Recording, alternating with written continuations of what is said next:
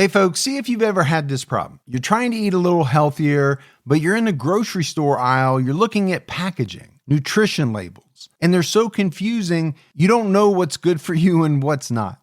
Well, this is why I love Thrive Market, my go-to online grocery store for getting all of my healthy essentials delivered, and I don't even have to leave my couch. Finding better options for the whole family is easy with Thrive Market's Healthy Swap Scanner. Just scan a product and it instantly recommends healthier swaps. This is how my wife and I found our new favorite snack, IQ bars. Sometimes I eat one in the morning with my coffee, sometimes just later on in between meals. They also have so many on-site filters that make it simple to shop by the needs of everyone in the family. Maybe you have someone who needs gluten-free food, somebody that has a peanut allergy. Well, no more scouring ingredient labels when you can just filter it all on Thrive Market. My wife and I often use the high protein filter to stock up on things like Sieti chips. Ready to make the switch? Go to thrivemarket.com/TCAT for 30% off your first order, plus a free $60 gift.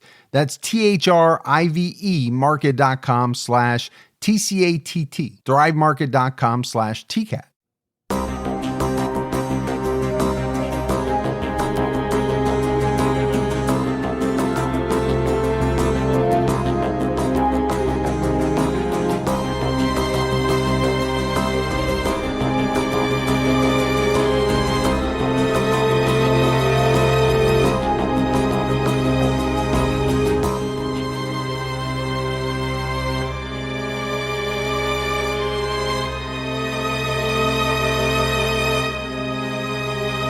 Hello, everyone, and welcome to episode 338 of the True Crime All the Time podcast. I'm Mike Ferguson, and with me, as always, is my partner in true crime, Mike Gibson. Gibby, how are you? Hey, I'm doing good. How about you? Doing real well. Yeah, good.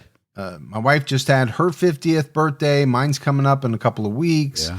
So, we're working through that. There you go. Got to work through it. Look, some people, it doesn't bother me. So you're going to be an old man like me? Yeah. Not as old, but in the same club, I think. Well, 50 plus. It starts with the same first digit. It does, Yeah. right. I'm in the 50 plus club. So let's go ahead and give our Patreon shout outs. We had Dusty Kendall jump out at our highest level. Hey, appreciate that, Dusty. Jill. Well, good old Jill. David Rand. There's David. John Holland. Hey, appreciate that, Holland. Matthew Scavron. Hey, Matthew. Mary Beth Long, who's been a longtime supporter, Gibbs, and she's always been above the highest level. She's awesome. She jumped up even higher. She is amazing. Yeah. Bianca Hapgood. Hey, Bianca. Janelle Malamatos. I just like saying that name, That is Malamatos. Pamela Sue. Hey, Pamela Sue. Natalie Peak. What's going on, Natalie? Mary Sandilands. Hey, Mary. Sandy Carter. Awesome, Sandy. Vicky Jory. Hey, Jory. Wendy Prophet. Well, thank you, Wendy. And last but not least, Kathleen Kurtz. Well, good old Kathleen. Then if we go back into the vault, this week we selected Cian Staker. Well, appreciate that, Miss Staker. Yeah. Appreciate the new support, the continued support. And we had some great PayPal donations from Evan Clausen. Hey, Evan. And a pretty sizable one from Andrea Seddon. Man, look at that. Thank you, Andrea. Yeah, so we appreciate all of that. Gibbs, right now on True Crime All the Time Unsolved, we have an episode out that we are calling The Severed Feet Mystery. So we're on the West Coast, Washington State, British Columbia, that area. Right. And this is all about a large number of shoes washing up on shore with feet in them. Imagine that, taking a stroll down the beach, and then all of a sudden. Yeah. Now, we have referenced, I think, this episode in other episodes. It comes up quite a lot, but we've never actually done it. So make sure you check that out. All right, buddy. Are you ready to get into this episode of True Crime All the Time? I am ready. We are talking about Matthew James Phelps. Matthew Phelps and Lauren Hugelmaier, married in 2016. Less than a year into their marriage, Matthew called 911 early one morning to report that he had taken too much cold medicine and he believed he had killed his wife. So let's just go ahead and play that right off the bat. Let's listen to it. I have blood all over me, and there's a bloody knife on the bed, and I think I did it. I took more medicine than I should have. What medicine did you take? I took Corseed, cough and cold, because I know it can make you feel good. So a lot of times I can't sleep at night. So that's what we're in for. Okay. The cough medicine did it. Yeah. Ultimately, that is going to be the defense. Lauren Ashley Nicole Hugelmaier was born on June 9th, 1988 in Los Angeles County. After Lauren's death, her family requested that she be referred to by her maiden name. Can't really blame them on that. No, I can't either. I can't imagine, number one, you're grieving. Right. And then on top of that, it's thought that, the husband did it, but on the news, they're probably using his last name as hers because it was her last name. That would just send you into a frenzy. Yeah, you don't want to see that name next to your daughters. Or hear it. Yeah. According to the North Carolina Department of Adult Correction Offender Public Information search page, Matthew James Phelps was born on March 11th, 1989. According to the show Relatively Evil, his parents married at a young age. Lauren's mother, Lori Hugelmaier, said his parents were not mature enough to raise him. So Matt's grandmother took him in and raised him. His mother was in and out of his life. I think there's a lot of kids that go through that same scenario. Yeah, it happens. It happens. Now, it said young age, didn't say how young. But what I do think we see is a lot of instances where, grandparents step in, help raise a child. Yeah.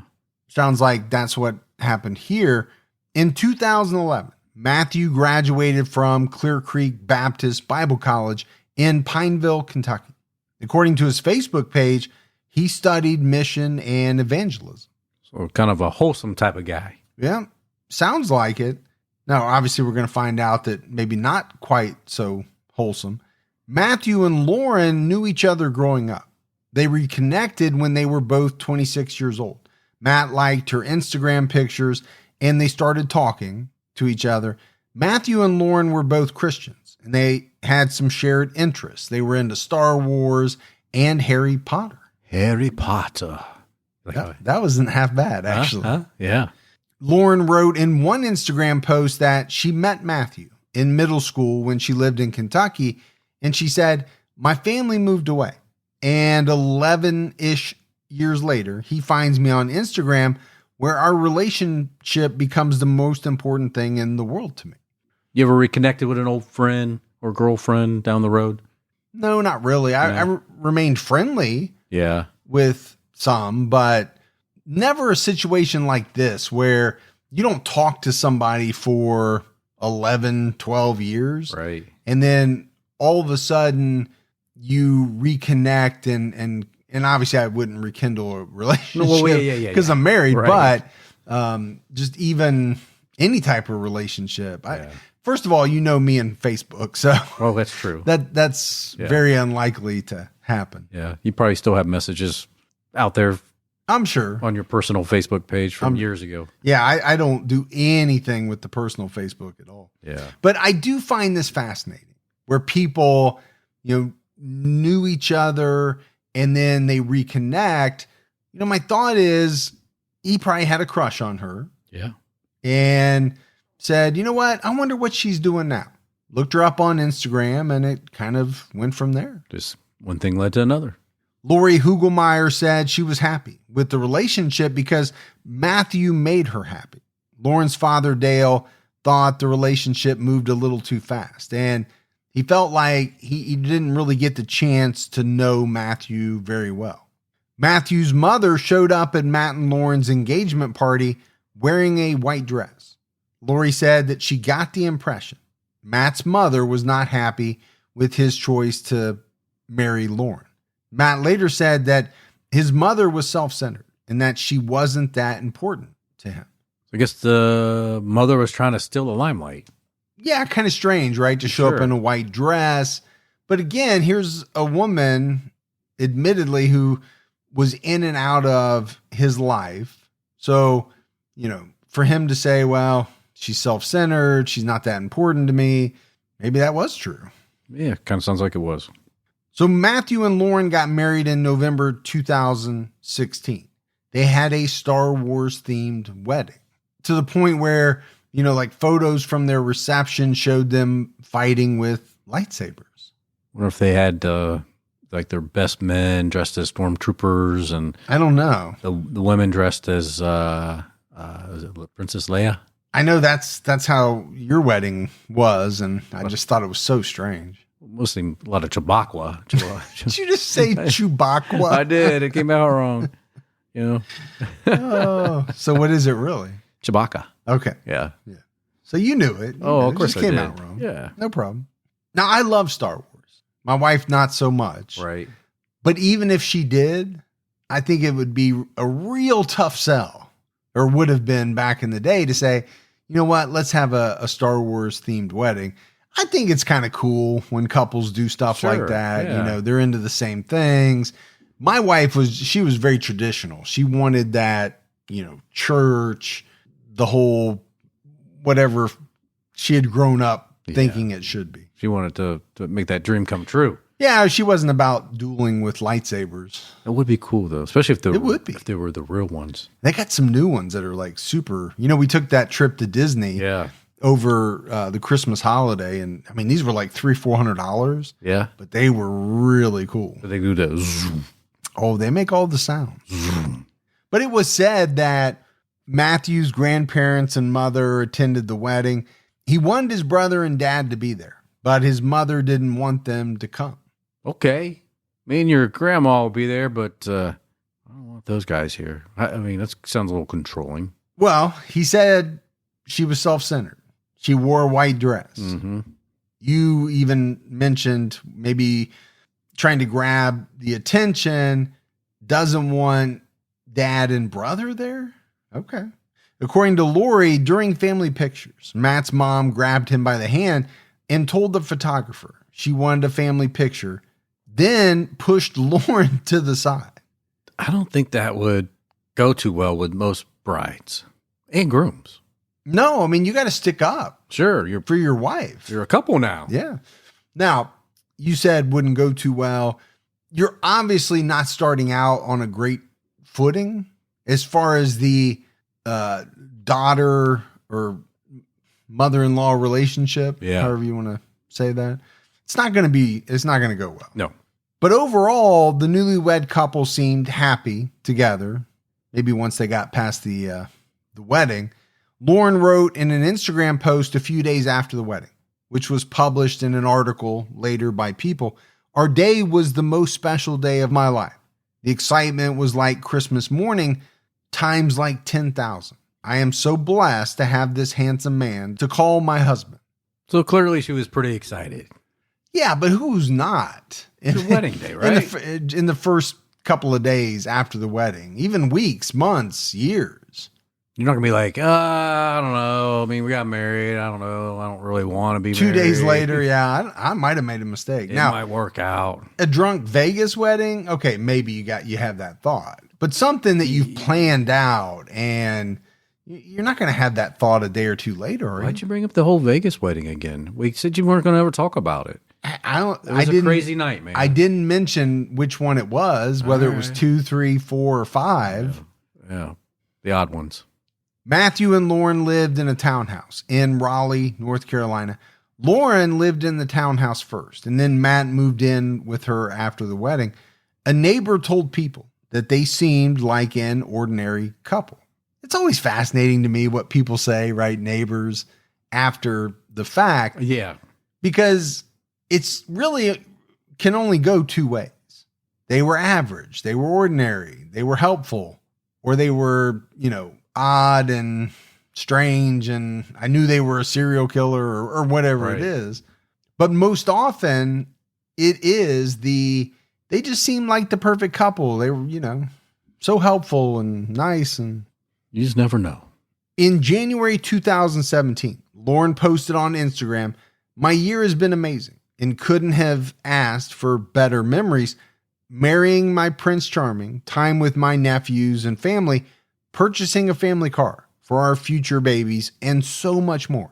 Can't wait to see What new memories are made in 2017? Thank you to all my followers and friends I have made on here for being so sweet and supportive. So here's the one thing, that really jumps out at me about some of these newer cases, right? We're not going back 30, 40 years. So what you have that you wouldn't have had back then is really a lot of documentation of a person's life made by them on social media. That's true. And I think that trend or that's going to continue. Now, some people had diaries back in the day and those diaries were revealed, but this is all public stuff, right? You can just get on Facebook and absolutely. It's right there. A lot of people can see it. And I do think, many people are free with their sharing. But the other thing is, I don't know how you can take anything but the fact that she seems super happy and excited. Yeah. About her husband, about the future. That's what I'm taking from it. I think that's what would be expected. Yeah, you're still in the honeymoon phase, right? Everything's going great. In 2017, Matt and Lauren were both in their late 20s. The News and Observer reported that Matthew worked for Dunlap Lawn Service. A friend told ABC that Lauren was a Sunday school teacher and Matthew was studying to be a pastor. Lauren actually had a few jobs. She was an auditor at Quintiles, which runs drug trials for pharmaceutical companies. She also sold candles for Scentsy, babysat, and worked in the church nursery. Busy. Yeah, she had a lot going on. Yeah. My wife and daughters love those Scentsy's. Oh, yeah. We have them all over the house. Depending on what room you're either in the forest, somebody's baking cookies, or walking through a lavender field. You're walking through a field of some type of flowers. Lauren was described as a hard worker and a person who had goals for herself. She wanted to excel in everything she did. Lauren's family told ABC that she was all about her family. Church was a priority for her. Lauren volunteered and loved the children and youth ministry. Lauren loved her dog Cooper like he was her child. She was a very special person to everyone who knew her. Again, a lot of the types of things that you hear about victims, because obviously this is coming from friends and family, but it does sound like she was a really great person. Yeah. Loved her dog like he was her child. So many of us are like that. Absolutely. But she did seem to be very family oriented. No doubt she was very into the church and volunteering and all of that. But Matt and Lauren soon started having problems in their marriage. Lauren told her family that Matt had been married before. Matt explained that his ex-wife went on a mission trip, and when she returned, she had an affair. She packed up her things, told him she didn't love him, and left. Well, at least she was forthright. Honest about it? Yeah, I guess you give her credit for that, not so much for the affair, but no. I still think it's going to sting no matter what. Exactly. It was reported that Lauren had a close male friend who Matt disapproved of. Apparently, he thought this person had feelings for Lauren. Lauren told him she couldn't control other people and their feelings. Well, in a sense, she's right? You can't control how people feel about you. You could try to make them realign their thought process, I guess. But at the end of the day, if they're attracted to you, they're attracted to you. Well, my mind is going to, okay, he had this issue with his ex-wife. It sounds like he was very leery of maybe it happening again, right? You get burnt once, do you then become overreactive? I think for sure. A lot of people do. Yeah. But after this confrontation, Matt seemed to change. Lauren noticed that he was depressed. He didn't want to go to church anymore, which bothered her. Josh Agner, Lauren's brother-in-law, was concerned because Matt wasn't acting like himself. Matt tried different jobs, but quit when he realized he didn't like it. He also started spending a lot of money. Those two things don't seem to go together at all. No, normally you need to have the job. And keep the job. And keep the job to go out and spend lots of money. Lauren often turned to her sister Beth and mother to talk about her problems. She told her mom that she was angry and upset because she came home to a messy house and then had to do laundry and cook. Now, I've said it before. I've been married 27 years. Yeah.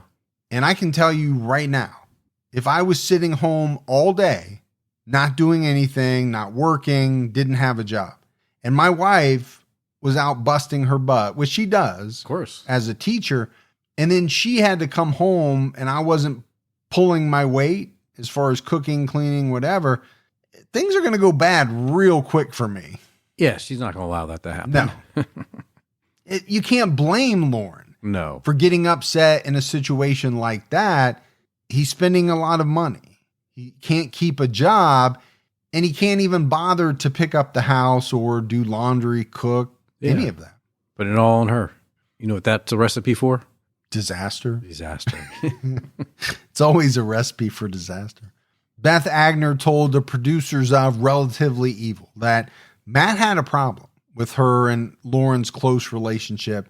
He might have felt like an outsider in the family. 6 months into the marriage, Lauren agreed to go on a road trip to Bowling Green, Kentucky with Matt's mom and her husband's parents.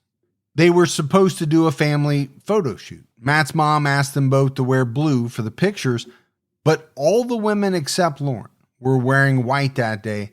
Matt's mother then said they were going to cancel the pictures. This was very upsetting to Lauren, and she felt like Matt's mom didn't accept her. This lady, I'm not trying to put her down, but she sounds like a piece of work.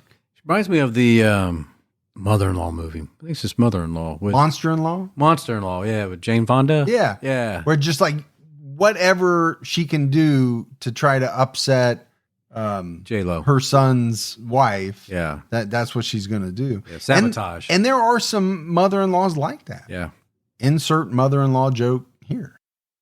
Don't let allergy season slow you down. Get common allergy meds for as little as $15 with GoodRx. So you and your family, pets included, can stop allergy symptoms before they start. GoodRx is free and easy to use. Just search for your prescription on the website or the app, compare prices, and get a free coupon to show your pharmacist. Save at over 70,000 local pharmacies nationwide, including Walmart, Walgreens, CVS, Publix, Kroger, and many more. Check GoodRx before every trip to the pharmacy to save up to 80% on both brand and generic medications. And did you know GoodRx rewards you for saving money too? Join GoodRx Rewards today and earn points every time you use a coupon. Remember, GoodRx is not insurance, but works whether you have insurance or not. And it could be your insurance copay price. I've been using GoodRx for years, and I can't tell you how many times I have saved money even with my insurance. Stop allergies before they start and save big on allergy medications this season with GoodRx. Go to goodrx.com/TCAT. That's goodrx.com/TCATT. Once the temps start rising, I realized I was back in the same worn out rotation. Same tank, same shorts, same everything. So I gave my daily uniform an upgrade with Quince. Their pieces are easy, elevated, and somehow make me feel more put together without even trying. Like their 100% European linen shorts and dresses from $30. Luxe swimwear, Italian leather platform sandals, and so much more. The best part, everything with Quince is priced 50 to 80% less than what you'd find at similar brands. By working directly with top artisans and cutting out the middleman, Quince gives you luxury without the markup. And Quince only works with factories that use safe, ethical, and responsible manufacturing practices and premium fabrics and finishes. I'm getting ready to stock up on shorts for summer from Quince, and I know they're going to be amazing because everything I've ordered has been of the highest quality, and the prices are amazing. Treat your closet to a little summer glow up with Quince. Go to quince.com/TCAT for free shipping on your order and 365-day returns. That's QUINCE.com/TCATT to get free shipping and 365-day returns. Quince.com/TCAT. So you have kind of this whole dynamic, actually a couple of them. One between Lauren and Matt. It's not going great. Lauren, doesn't seem to get along with her mother-in-law at all. Nope. Doesn't sound like it's her fault, but it's just more of a fact. Back at home, Matt started spending more time alone and writing in a journal. According to Detective Terry Jackson, he had self-esteem issues and was unsure about his relationship with Lauren and why she would stay with him. Again, a lot of people have self-esteem issues. They do. That's very common. Low self-esteem and to be worried about a relationship. You know, maybe it has something to do with the fact that his first marriage ended the way it did. Right. But here's how you don't help that situation out. Not keeping a job. Yeah. Not helping out around the house. If you're so unsure and worried about it, wouldn't you think you'd bust your ass? I would think so. To help out. Yeah. And make sure that your wife is happy. It doesn't sound like he was doing that. Just sitting around dwelling about it. And writing in his journal that he's worried about it. Yeah. Matt stole money from the couple's vacation fund and from Lauren's purse. Lauren called her mother in tears and told her she had enough to pay the bills that month, but didn't have any more money, and she didn't know what to do. Lauren started the marriage with around $10,000 in savings. Now, everything she had totaled up to around $1,000. Again, I don't want to harp on it, but that's going to happen when you have another person in the house spending a bunch of money and not pulling their weight. Absolutely. Not contributing. Beth told Relatively Evil, I know my sister was fighting for this marriage. She might have been frustrated. She might have been at her wit's end. She might have not known what to do next, but she didn't want it to end in divorce. She's trying to do the right thing. Well, you know, what I get from it, and again, some of this comes from other people, but that's all we really have to go by. I get from it that, you know, she's really trying to make it work and he's not trying at all, but yet he's profoundly worried that she's going to leave him. Something doesn't make sense in that equation. According to Detective Terry Jackson, one day Lauren came home from work and texted Matt that a salesperson came to the house. Matthew used to work with this woman doing door-to-door sales. All right. Kind of interesting. We don't have a lot of context into that, but I think you can read into it a little bit. Yeah, you can make the inference that maybe she was there to see Matt. Maybe the two of them were seeing each other. I don't know. By March 2017, there were significant problems in the marriage. When Lauren reviewed their credit card statements, she saw that Matt had spent over $1,200 on video games in the past month. He had $1,100 on other gift cards. Man, I'm telling you right now, if your wife saw that you spent $1,200 on video games, she'd be telling me to come pick you up. Pick my body up? Yeah. Yeah. Now, it's one thing if you have some excess money and that's your passion or that's your outlet. Because I do spend some money on video games. Not crazy amount. Right. But when you don't have a job, you're in credit card debt up to your eyeballs, and your wife is working her rear end off trying to keep everything afloat, and you spend $1,200 in 1 month. We just said her assets totaled like $1,000. Yeah. He spent more than that in 1 month on video games. Okay. Yeah. I think significant problems might even be an understatement. Yeah. Lauren went to her family and told them that she was done. She gave her mother and sister approval to confront Matt. This seemed to help, and Matt and Lauren agreed to make a plan going forward. For a few weeks, they worked on fixing their marriage, and things seemed better. So I did think that was a little strange. I'm sure she had confronted him on a bunch of occasions. Yeah. I'm just going to make that assumption. That hadn't worked. So she enlisted the help of her mother and her sister. Maybe that was a point of embarrassment for Matt. Well, I would hope so. If you're a grown-ass man and you're not taking care of your business. Yeah. To the point where your mother-in-law and sister-in-law come to you and say, what in the world are you doing? Better shape it up, buddy. And he already has low self-esteem. Sure. He admitted that, in his journal writings. That's not going to help it. Good Morning America reported that 2 months before she died, Lauren revealed details about Matthew's previous marriage. She told her family about claims that he assaulted his first wife and lied to her about the nature of the separation.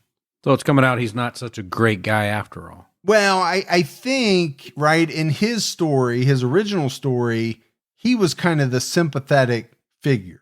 She came back from this mission, she cheated on him, and she left. Book Truitt, Matt's ex-wife, talked with the show Relatively Evil and said that it was Matt who cheated on her. One incident occurred while they were dating. Matt left and said he was going home for the night. When he returned the next day, he told her he kissed another woman. Before they got married, he was also involved with another girl. Matt begged for forgiveness and she forgave him. Brooke also said that Matt spent money on things they couldn't afford. So he's got a problem for sure with spending. Yeah, I mean, and go back to this door-to-door saleswoman.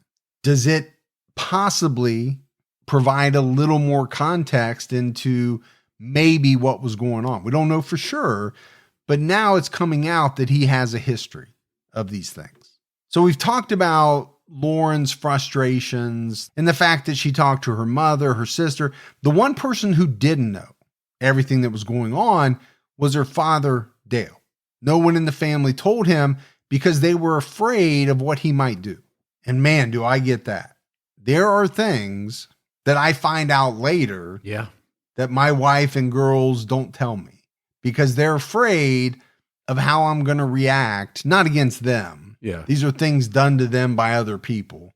And they're afraid that I'm going to go down to the school and confront somebody or show up at my wife's work and confront somebody because, you know, I like doing that. Yeah, I know. Yeah, I think they're just want to make sure their dad doesn't go away for a little bit. Catch a charge. Yeah. Well, I can only speak for myself, but there is something that boils up inside me when somebody has done something to hurt my girls, whether it's, you know, mostly verbal. Now, if it's physical, we're in a different realm. Right. I'm just talking about verbally or, you know, some type of wrong that has come upon them. I can get very upset. And a lot of fathers can. You Absolutely. know, we're protective. Yeah, that's what we do. On the evening of August 31st, 2017, one of Matt's old coworkers came to the home. This woman asked Matt if he would go with her to help her with something. Lauren was upset and angry. She talked to her sister Beth about what happened and said that Matt wasn't answering her calls or texts. He finally answered her an hour later. Well, I'll say this. If your female coworker shows up at your house and says, I need you to come with me somewhere, and you leave without telling your wife what's going on, and then you don't answer your phone or text messages, it's going to be a big problem. I can't even envision a scenario where a female coworker would have come to my house and I would have left. Right. Especially without even telling your wife why. I can't even imagine what valid reason I could have come up with. Yeah. But this was said to have been Lauren's breaking point. She continued texting her sister and said something to the effect of, I'm over it. I'm done. He's bringing me down and he's ruining my life. And I got to be honest with you. It sounds like he kind of was. Yeah. I mean, this was not a good husband to say the least. Not the type of life that she thought it would be. No, and nobody does, right? When you get married. But that's kind of the problem. You know, there's the before marriage, everything's great. And then there's the marriage, and then there's living together. And that's when a lot of times things start to come out that you realize, ooh, I don't like that about this person. The old post honeymoon phase. Yeah. Yeah. Yeah. And that really can wreck a lot of marriages. Beth Agner told Good Morning America, I think that night when he left with another woman, she just said, I'm done. I can't do it. That was the night he killed her.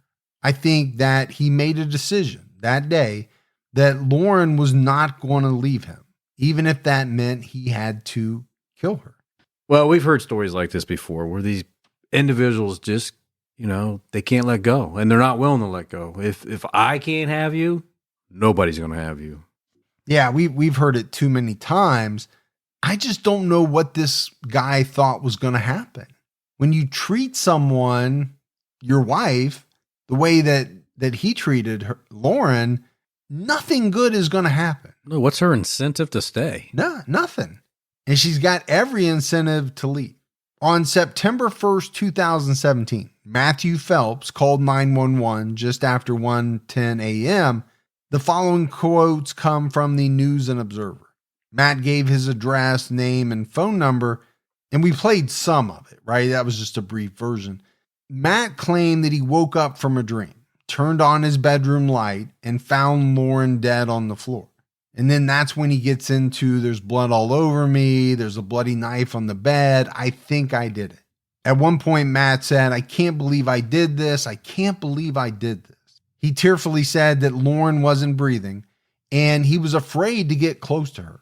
He told the dispatcher he took cold medicine before he went to sleep, and you heard it on the audio in the beginning, right? He said, I took more medicine than I should have. I took Coraceed and cough and cold because I know it can make you feel good, and sometimes I can't sleep at night. Now, what you didn't hear was Matt also said in the call that he had dried blood on his hands.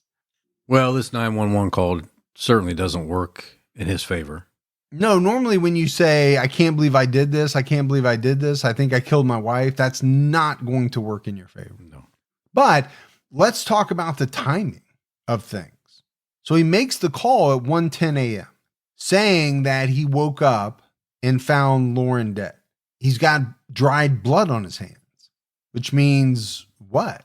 He obviously had to have killed her sometime earlier.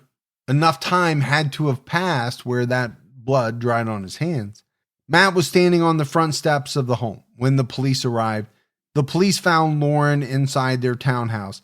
She had been stabbed numerous times, and Lauren was pronounced dead at the hospital. Detective Terry Jackson found blood on the bed, comforter, carpet, and walls. He called it a particularly gruesome scene.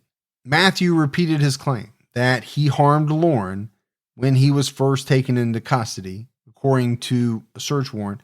According to Detective Jackson, they wanted to determine if Matt was in an altered state or not. When he sat down with Matt, he noticed that Matt didn't have all that much blood on him. He didn't believe that Matthew was under the influence of the cold medicine because he was aware of what was going on and did not seem impaired to the point where he could stab someone and not know that he had done it. Now, I've taken a lot of cold medicine in my life. Me too. I don't know what happens if you take too much, but I can envision a scenario in which you would kill your wife and have no idea that you had done it based on cold medicine alone. Yeah, I can't imagine that either. I know they've made it very hard to get nowadays, between cold medicine, Sudafed, all that stuff. Some of that you can use to make meth or whatever it is. Now, when you walk into the pharmacy, you can't just grab some of these medicines. No, you got to sign them out. No, they keep them in like a Gringotts vault. Right. You got to solve a Rubik's Cube. You do. Recite the Gettysburg Address. There's a lot of hoops in reverse to jump through. Yeah. Before they will give you some of these medications. A little after 6 a.m. that morning, Matthew was charged with murder. His 911 call was made public that same day. And I wonder what, people would think. Well, I actually don't wonder. I think I kind of know. You hear that 911 call. Nothing about it sounds good. No. As far as his guilt, right? Doesn't sound good. There's going to be an immediate bias towards this guy by anyone that hears that call. Matthew made his first court appearance on September 5th. He was charged with first-degree murder. According to the News and Observer, Matthew's lawyer, Joseph Blunt Cheshire V, described him as a young man who has so far lived a very full life. Cheshire? It's a heck of a name. It is. And the fifth. And yeah, there's 5 of them then, right? Yeah. Okay. If he's the fifth, I guess. Yeah. He also asked the public to withhold judgment until more was known. And I get that. From an attorney's perspective, you do want the public to withhold judgment, but a lot of people have already heard this 911 call. They're judging like crazy. For sure they are. I'm trying to figure out this. He's lived a full life.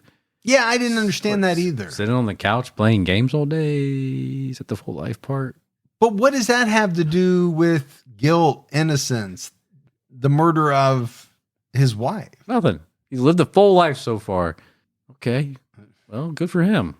If anything, it's like you're saying, okay, if he gets the death penalty, it's okay. Yeah. Because he's lived a very full life. Yeah.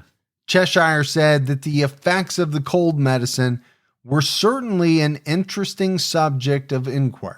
When asked by a reporter if Matthew had any remorse, he said, he's going through a terrible trauma. Again, attorneys are very good, right, at picking their words. They have to be. They don't pick their names, but they can pick their... Yeah. And here it's like, okay, you can tell he's kind of throwing out the cold medicine as though that's going to be important. And it is. We know it is when it comes to trial. But he doesn't really answer the reporter's question. No. He just says he's dealing with a terrible trauma, which is true. Now, he may have caused that trauma, but he kind of skirts around the whether or not he feels remorseful. By the way, I love our Cheshire Patreon members, so okay. I just want to get that out there. Gotcha.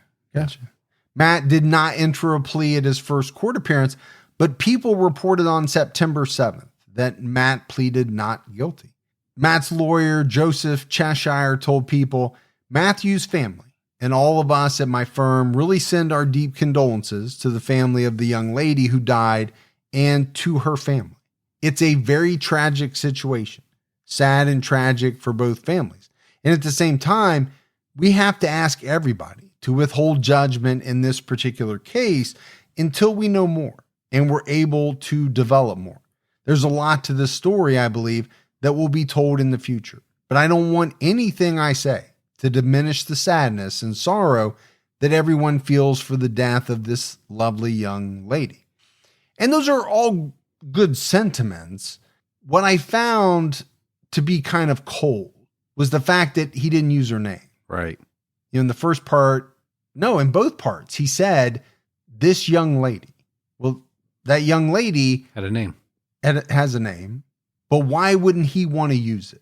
It's almost like he doesn't want to humanize Lauren. Yeah, I think that's a great take. I still think it's cold, but is it also calculating on his part? And I'm sure it probably is. Oh, for sure it is.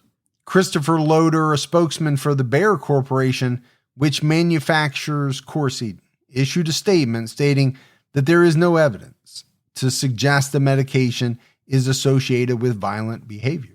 I almost think that's the medicine that they tell you to take if you have high blood pressure. So it's like it doesn't have like some of the other things, the stuff that would make you potentially, well, never to kill somebody, but you know, that would. Yeah, I don't know if Corsedin is one of those, but again, have I ever taken a large amount of cough medicine? Probably not. Have I taken more than a recommended dose? I'm sure I have. If anything, cough medicine just always makes me very tired. Right. I mean, have I had a few shots of NyQuil, Benadryl, anything, and it would drill? But like you said, it just made me tired. But you could see why the Bayer Corporation would want to come out and say, hey, absolutely, this Corsedin's not going to make somebody kill somebody. Yeah, let's separate us from this right now. Bayer's statement read, according to People, Bayer extends our deepest sympathies to this family. Patient safety is our top priority, and we continually monitor adverse events regarding all of our products. There is no evidence to suggest that Corsedin is associated with violent behavior. So they're really trying to hammer that home. Stephanie Ferrari, a professor at UNC Chapel Hill's Eshelman School of Pharmacy, told the News and Observer that dextromethorphan, a cough suppressant found in Corsedin, and other cold medications can induce closed eye hallucinations, out-of-body experiences, and even temporary psychosis. I guess you got to take a lot of it to get there then. Well, I don't know, but that's a little scary. She told the paper, There have been questions about whether it should be sold over the counter. The Food and Drug Administration has been considering if it should go behind the counter like they have done with other medications that contain pseudoephedrine. Well, a few more instances like this, they will have it behind the counter. I'm not sure they don't in some places already. Ferrari said that cough medicines can be used for recreational purposes because they are easily accessible and can cause feelings of euphoria. The recommended dosage of medicines containing DXM is 30 milligrams twice daily. Dosages over 120 milligrams by a 29-year-old healthy person could cause hallucinations, euphoria, agitation, an out-of-body experience, and even psychosis. She also noted that an older person with a slower metabolism could take a proper dose and still have side effects. All right, that's scary since you and I are quote-unquote older persons. Especially you. Especially me. She's saying even if you take the recommended dose, you could still have some of these things. Now I have to be even more careful. After reading a story about Phelps, James Johnston, a man from Illinois, called the News and Observer to report that over 30 years earlier, he almost choked his wife to death after taking NyQuil at bedtime. Listening to the 911 call reminded him of waking up to find that he was trying to choke his wife. He said, "I had her in a headlock. I was really trying to choke her. She was screaming and hollering." He also said that on a previous occasion, when he took NyQuil before bed, he dreamed of fighting someone. "I would raise my leg as high as I could to kick somebody, but I was kicking the bed." We realized it was the NyQuil. "I've never taken it again, and I have never had a problem since." Imagine. I know it's not funny. Right. But waking up and you got your wife in a headlock. From NyQuil. From NyQuil. Yeah. I mean, these are not like off the wall medications. Do you know how many people take NyQuil? A lot. I don't actually take quercetin, but I mean, I know it's somewhat popular. Yeah.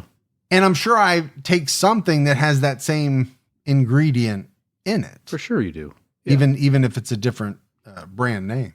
Now he's talking about 30 years earlier. I don't know what was in NyQuil 30 years before this. At one point, didn't Coke have like some cocaine in it? Yeah, early years. early years. I know. Bring back the original Coke. No. Even the smallest step forward can make a big difference in your financial future. When you open a Chime checking account, you're one step closer to a better financial future with no maintenance fees, fee-free overdraft up to $200, or getting paid up to 2 days early with direct deposit. Making progress has never been easier. I think we've all been in that position where we've had an overdraft. Well, with Chime, you can overdraft up to $200 with no fees. That's amazing. And they have over 50,000 fee-free ATMs. Make progress towards a better financial future with Chime. Open your account in 2 minutes at chime.com/TCAT. That's chime.com/TCATT. Chime feels like progress. Banking services and debit card provided by the Bancorp Bank N.A. or Stride Bank N.A., members FDIC. Spot me eligibility requirements and overdraft limits apply.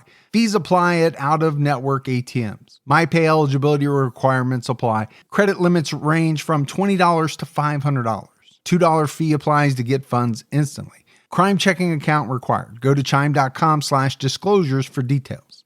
True Crime All the Time is sponsored by BetterHelp. Folks, therapy can feel like a big investment, but let's think about the state of your mind. It's just as important as your physical health. Traditional in-person therapy can cost anywhere from $100 to $250 per session, which adds up really fast. But with BetterHelp Online Therapy, you can save, on average, up to 50% per session. With BetterHelp, you pay a flat fee for weekly sessions, saving you big on cost and time. And you get quality care at a price that makes sense and can help you with anything from anxiety to everyday stress. Your mental health is worth it, and now it's within reach. I've used the BetterHelp service for years. And I love the fact that, I can connect with a therapist in a comfortable spot in my home on my laptop. With over 30,000 therapists BetterHelp is the world's largest online therapy platform, having served over 5 million people globally. Your well-being is worth it. Visit betterhelp.com/TCAT today to get 10% off your first month.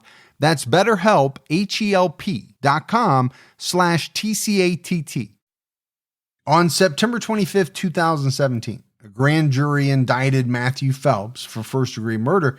The jury found enough probable cause to determine that Matthew willfully, unlawfully, and feloniously did of malice aforethought kill and murder Lauren Hugelmaier.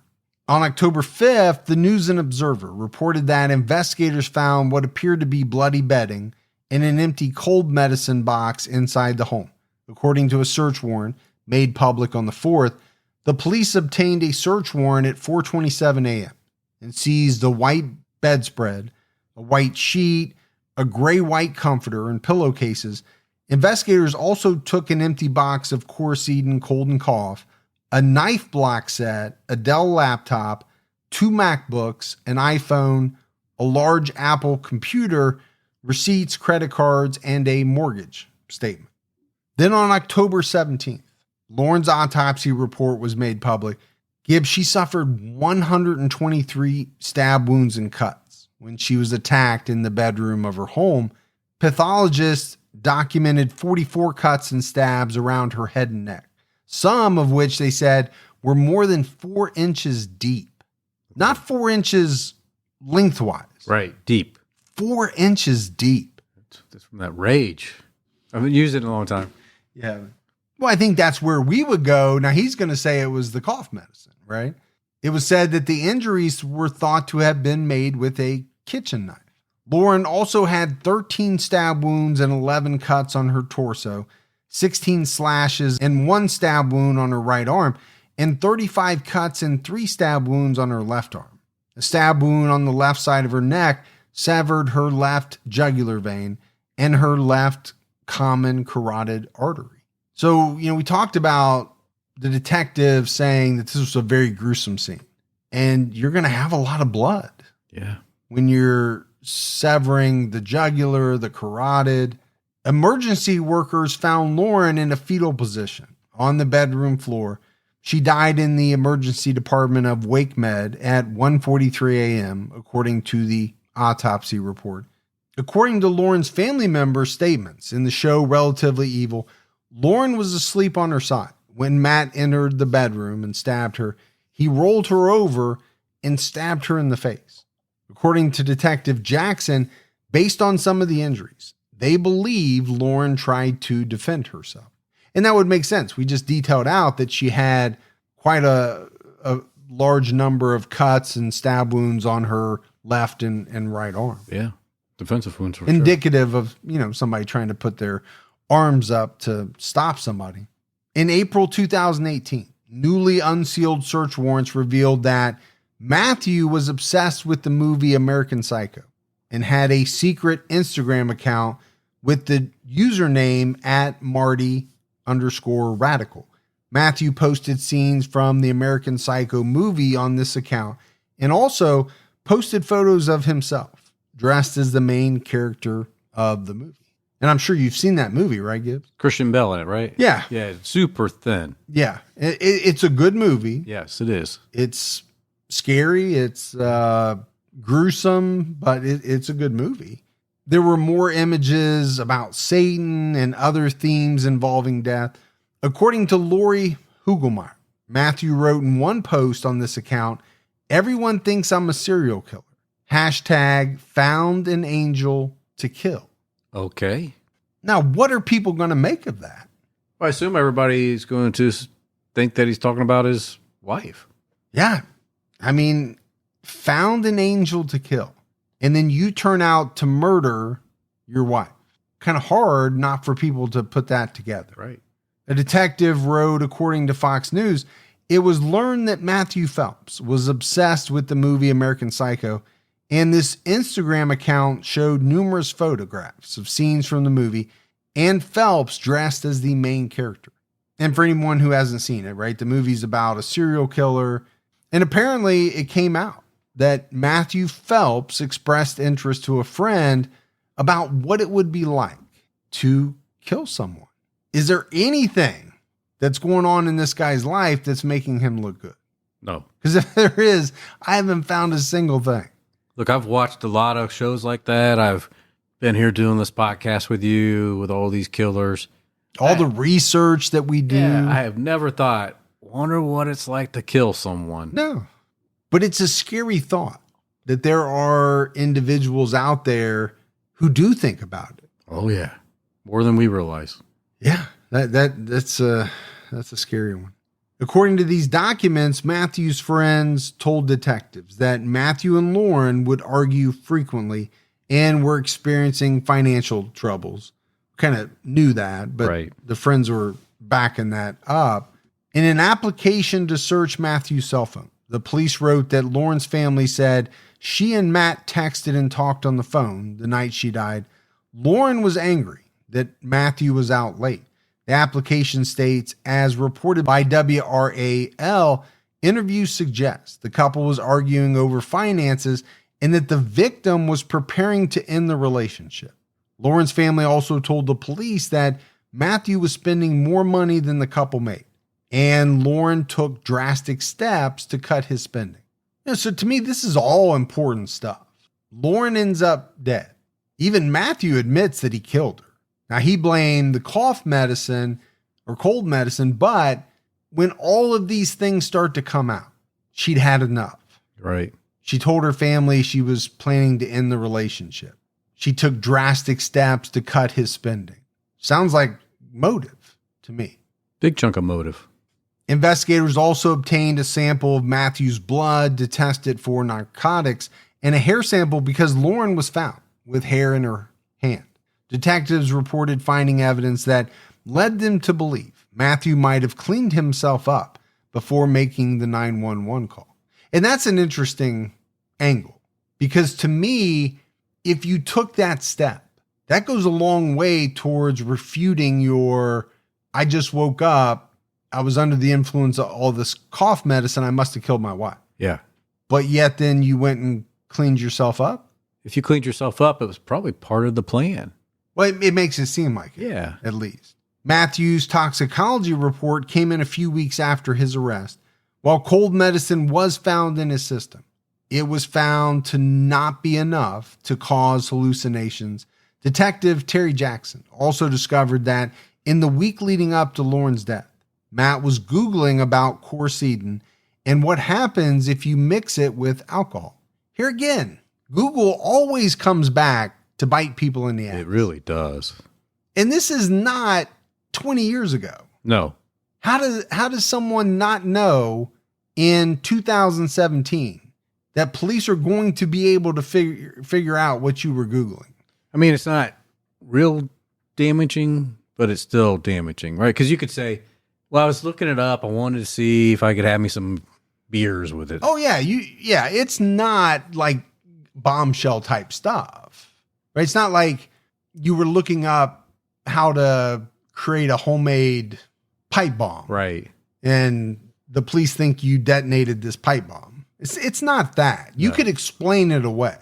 But when you add it to the other things. Yes. You have to stack everything on top of each other. And when you do, boy, it just doesn't look good. On October 5th, 2018, Matthew Phelps pleaded guilty to first-degree murder and was sentenced to life in prison without parole. He pleaded guilty as part of a deal to avoid the death penalty. And you know what that tells me? That he knew. Yeah. There was no way that he was going to be acquitted of this.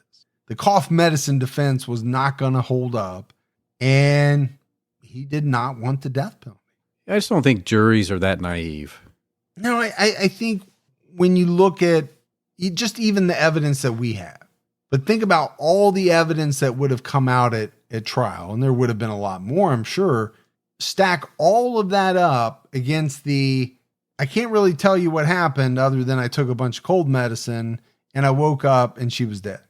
Lauren's father, Dale Hugelmaier, said in court, according to WRAL, how could he do this to us when we treated him like a son? Dale said that when Matthew asked to marry Lauren, he made him promise to protect her. Dale told Matthew, "It does give me satisfaction knowing that your life is going to be hard every day, a living hell." If that gives her dad a little bit of solace, then good. Well, I'm sure he would love to have his daughter back, Absolutely. but obviously that can't happen. At the very least, I think, he wants Matthew to suffer for what he did to Lauren.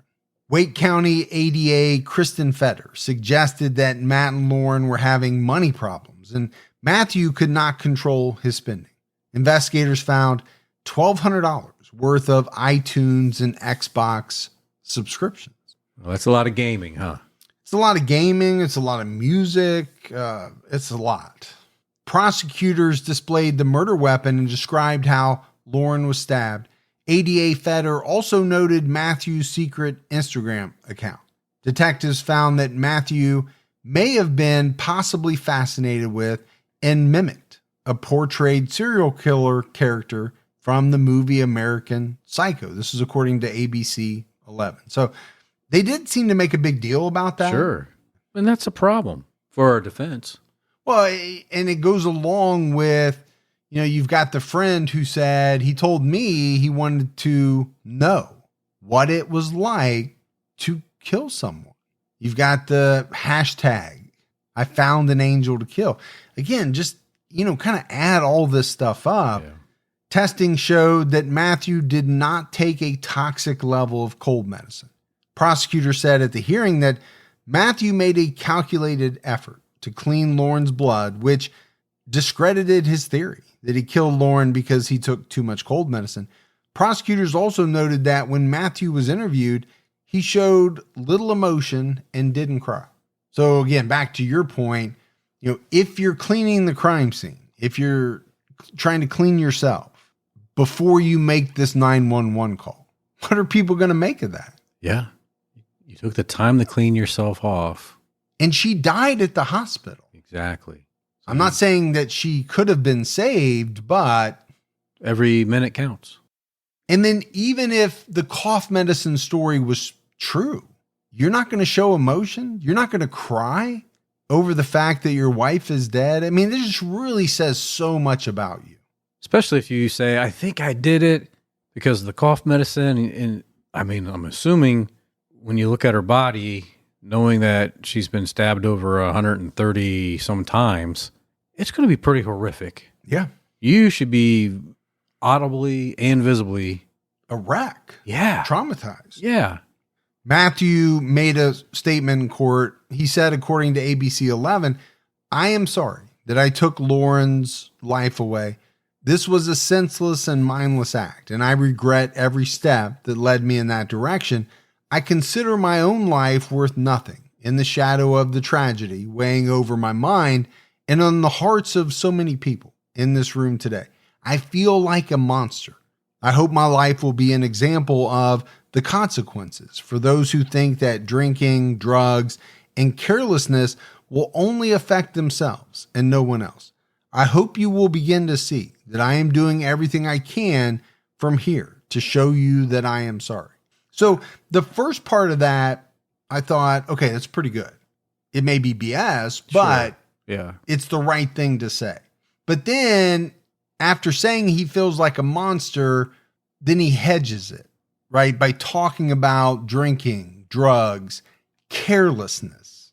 He used the word carelessness as though he was chopping up carrots in the kitchen and turned around too fast and stabbed her. 130 sometimes is not carelessness. No, it's not. That's, on purpose. So I think if you're the family, you've got to be frustrated, I think, by this statement.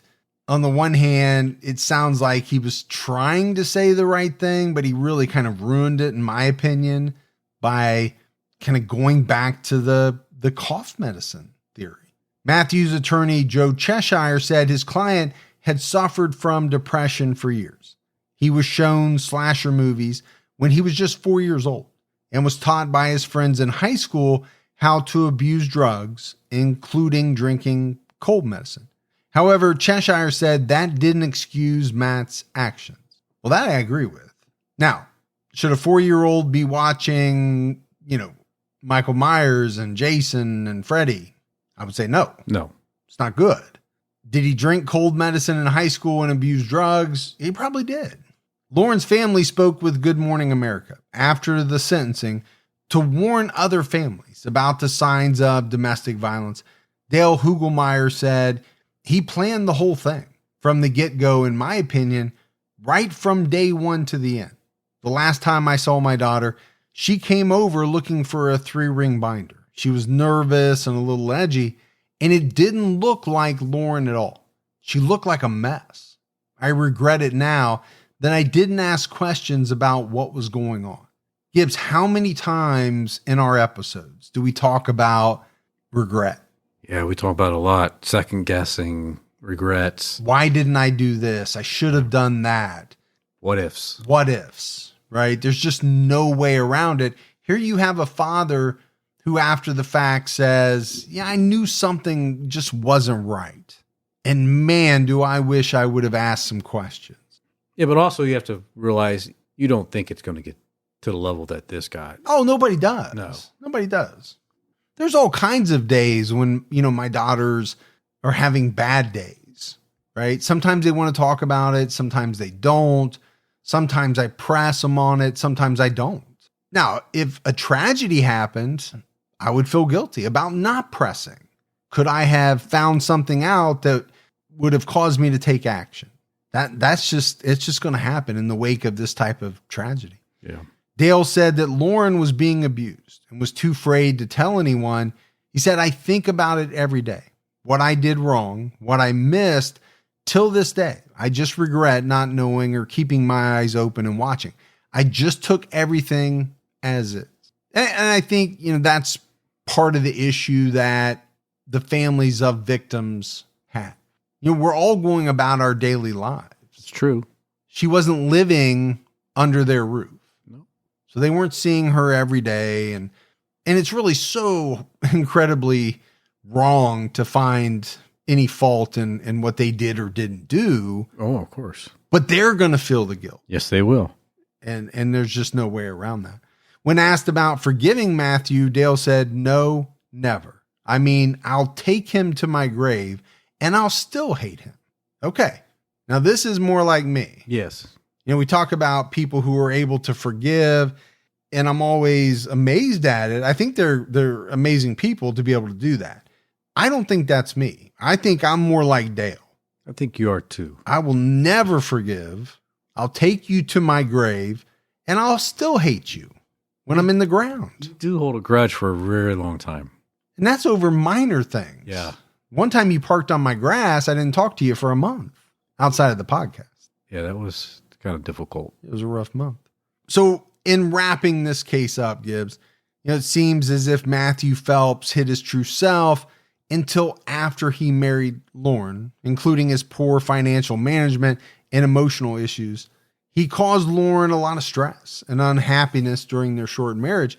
It seems as though Matthew couldn't handle it when Lauren decided to leave him, and he viciously attacked her while she slept in their home. And I do believe that, he planned it. Yeah. Now, Dale says he planned it from day one. I don't know about that. I do think it was more of it got to the point where she wasn't going to stay with him. And like you said earlier, more of if I can't have you, nobody can. Exactly. Type of deal.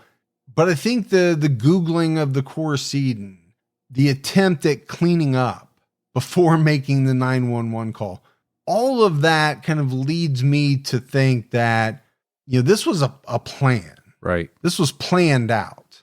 He was going to kill her. He was going to take a bunch of cough medicine. Blame it on the cough and blame it on the cough medicine. It didn't work. No. And it was senseless, right? These murders are always senseless. I always kind of go to, what could have been? Okay, she leaves. Right. Not great for him. No. But you're not sitting in a prison for the rest of your life. Yeah. Can you get over it? Can you move on? Can you find somebody else? Move in with a friend, a family member for a period of time, get back on your feet and make a new life. For whatever reason, some of these people don't think like that. No, they can't let go. There's no getting over adversity. And let's not forget, he caused it all. He did. I think she really wanted this marriage to work. And he just wouldn't do anything No. that it would have taken to make it work. Stop spending money you're not making. Go out and get a job, keep a job. Help out at home. Pick up your shit. Cook a meal. That's right. Now and then. Not really that much to ask. It's really not. And I'm sure she would have been fine with him doing a few things here and there. Not everything. But don't put it all on me. Well, I will admit 100% that my wife has always done more than me. Yeah. And I'll admit it. She's amazing.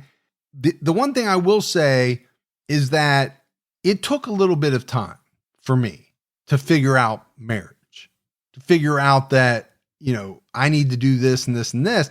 Now, some of that was her telling me. Sure. that, hey, yeah, get off your ass, do this, do that, and you need to help me out. But it wasn't an overnight process because I am used to doing things on my own terms. Right. My wife likes to have things done on her terms. Of course. So I have had to change my ways a little bit to make her happy. But if you want a marriage to work, both people are going to have to change a little bit. Absolutely. Got to give and take, man. Yeah. I just see this Matthew Phelps as just a selfish guy. Yeah. I think maybe there was a little bit of a fascination with murder, not like most of us in the true crime community have. This was a more of a, I want to know what it's like to be this Christian Bale character. Exactly. I want to find out what it's like to murder someone. Yeah. And obviously he never heard of the old saying, what, happy wife, good life, or happy life. Yeah. Something along those lines. Yeah. Happy wife equals a happy life. Yep. Yeah. But that's it for our episode on Matthew Phelps. We got some voicemails, Gibbs. You want to check those out? Let's hear them. Hey, Mike and Gibby, it's Eric in Dallas, longtime TCAT fan. Just listened to your episode on Dale Wayne Eaton. Have a indirect connection to that case. I was married. My ex-wife was actually his niece. And so Richard Eaton was my ex-father-in-law. So obviously was very fascinated by the case. I never knew him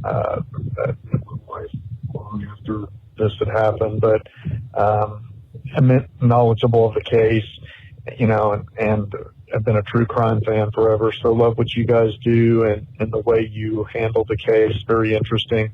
But very sad what happened to that girl and just horrible. So thanks for all you guys do, and keep your own time and keep on ticking. Thanks. All right. Thanks for sending in the voicemail. And again, I'm always fascinated because, we talk about these individuals who commit, these heinous crimes. Right.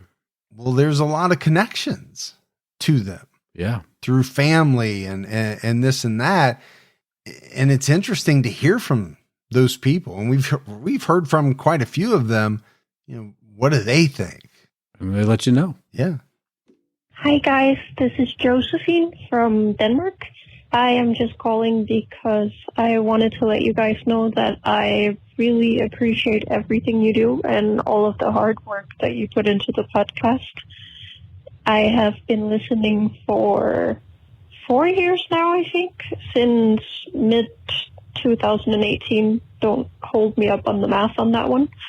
So I'm an old-time listener, and I still listen religiously. So just wanted to tell you that I love you guys, and stay safe and keep your own time ticking. Bye-bye. Well, that's a good voicemail. Yeah, from Denmark. We do have a big following in Denmark, Sweden, places over there. What do they call that? Scandinavia? That's right. Just want to make sure you knew. Okay. Oh, you're too much for me. All right.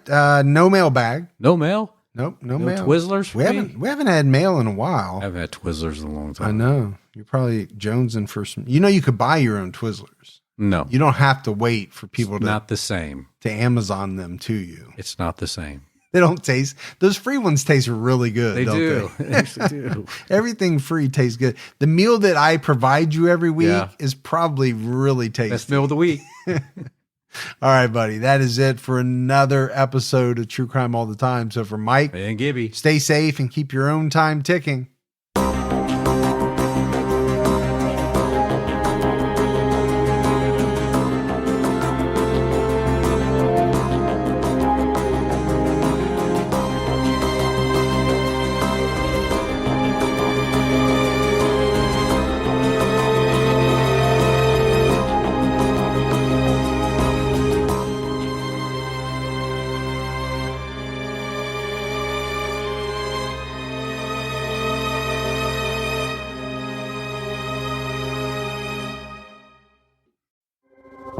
It was over 30 years ago that Clifford Olson first called me.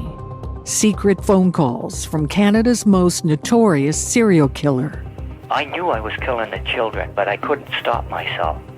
Now it's time to unearth the tapes, because I believe there are still answers to be found. I'm Arlene Bynum from CBC's Uncover, Calls from a Killer. Available now.